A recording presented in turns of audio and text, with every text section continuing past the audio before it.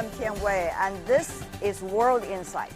The lingering impact of the pandemic is still evident around the world, but that should not hinder our efforts to work together and innovate. I have been checking out the city of Beijing and other places in China recently through the lens of the ongoing China International Fair for Trade in Services. Chinese President Xi Jinping sent a letter to congratulate the event, saying it creates better opportunities for cooperation in the service sector. Many shared that view, including those from ASEAN countries. Mr. Xi, what a pleasure to see you. Thank you, Tian Wei, for having me today. Tell me more about the Malaysia presence at CIFTIS. This year, in fact, let's start with last year. Malaysia focus last year was on water services, and in line with the latest development in healthcare and healthcare services, this year Malaysia's focus is on healthcare in particular, and we have brought along one sole exhibitor, which is the Malaysia Healthcare Travel Council, and their main task is to curate the Malaysia healthcare travel as in Malaysia, as well as setting the standards for the safe and a peace of mind for people who seek treatment, medical treatment in Malaysia. It's very important. Everybody is putting healthcare on the priority list these days. Having said that, though, how do you see generally the cooperation between China and Malaysia in terms of trade and economic ties? In fact, from the economic and trade perspective, the cooperation has been growing from strength to strength. Last year, bilateral trade grew 34% year-on-year to 176.8 billion. Despite of the pandemic? Despite the pandemic. So where are the growing points? In fact, for the last 2 years, it has been on an increasing trend. And for the first 7 months of this year, two-way trade has reached 114.5 billion US dollars, which is a 20.7% increase. So what are the growing trends?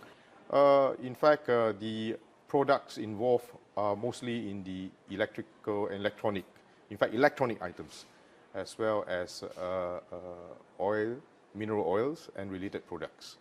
So these are the two main components of our trade. I believe it will continue to grow and grow in progressive trend to be more exact, and cooperation in this field, especially in the integrated circuits and related semiconductor products are the key component. Southeast Asia, ASEAN countries are playing an ever increasingly important role. China, ASEAN, Malaysia included, are becoming each other's biggest trading partners. How do you see this trend from your perspective? Even within ASEAN, Malaysia is currently the second largest trading partner of ASEAN in the ASEAN bloc. In fact, bilaterally, we are ranked number 9, and that has been ongoing for the last 13 years. And I think that is a good sign.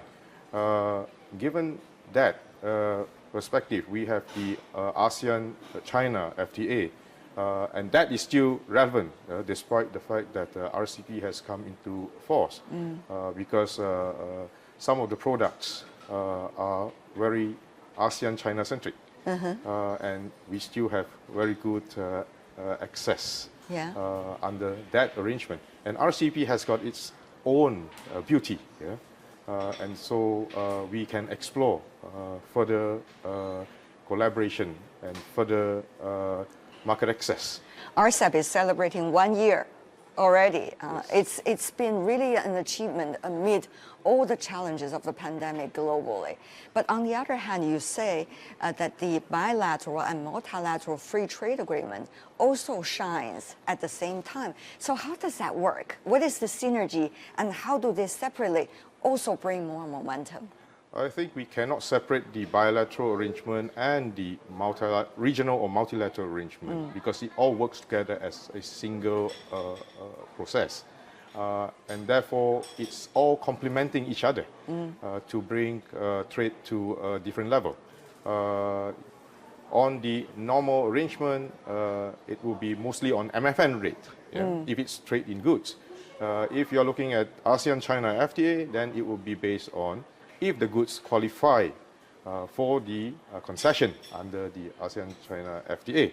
And when it comes to RCEP, again, you will have to qualify from the perspective of the origin requirement. So I think it all comes together as a very comprehensive arrangement because you will have the value addition, looking at the industrial value chain, putting different components or different raw materials from other parts of the participating countries into one, and then you share or you export and access to each other's market. I think that is the foundation for all these regional and multilateral arrangements.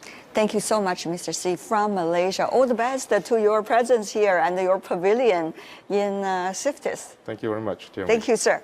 Thank you. All the best. Thank you.